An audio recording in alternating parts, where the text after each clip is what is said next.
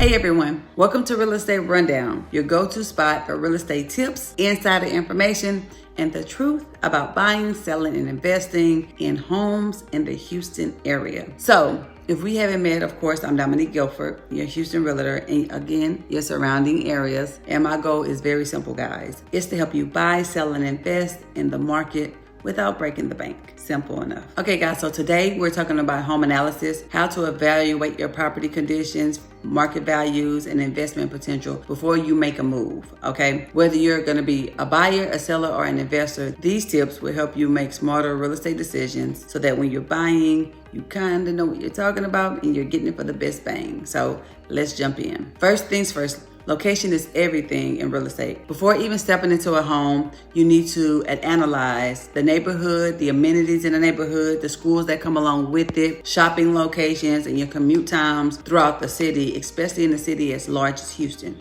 Okay, recent sales is going to play a major part because you want to be able to compare the home to similar properties that have sold within the last 6 months in that same prospective area. And then you most certainly want to pay attention to market trends. Is it a buyer's market? Is it a seller's market? Is the prices rising or falling? What's going on with what I'm trying to buy and where I'm trying to relocate to? Check out tools like Zillow, Redfin, HAR, MLS here in Houston to see recent sale market trends in your area and kind of get a gauge on what the market is doing and what opportunities is going to be giving you. So home conditions and inspections is another big topic here for me. That's because once you know the location, it's going to be a solid location for you. It's time to analyze the home itself. A checklist of things that I most certainly tell clients to pay attention to when they're going into homes is going to be your things like roof.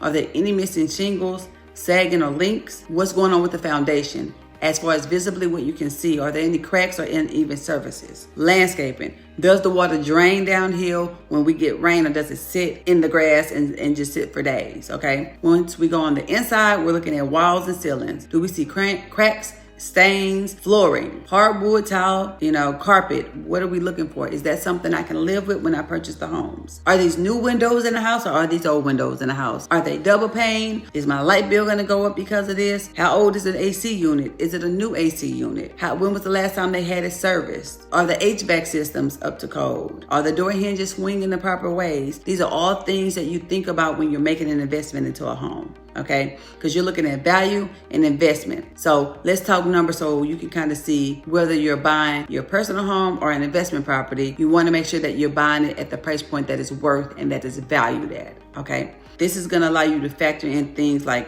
price per square foot. And so you want to make sure that it's comparable to things in the neighborhood that sold, so you're not overpaying for something. But if you have an FHA loan, very seldom would that be an issue.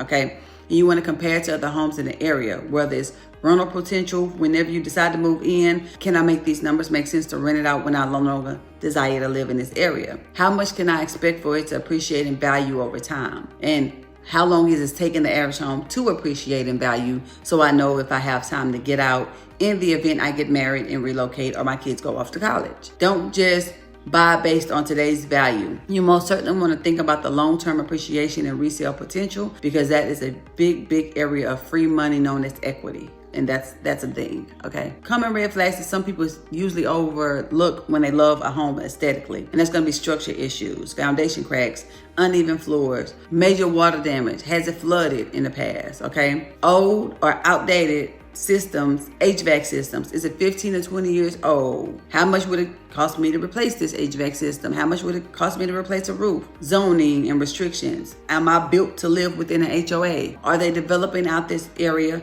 to one day my house might not be worth as much as it is because there's a lot of crime in the area?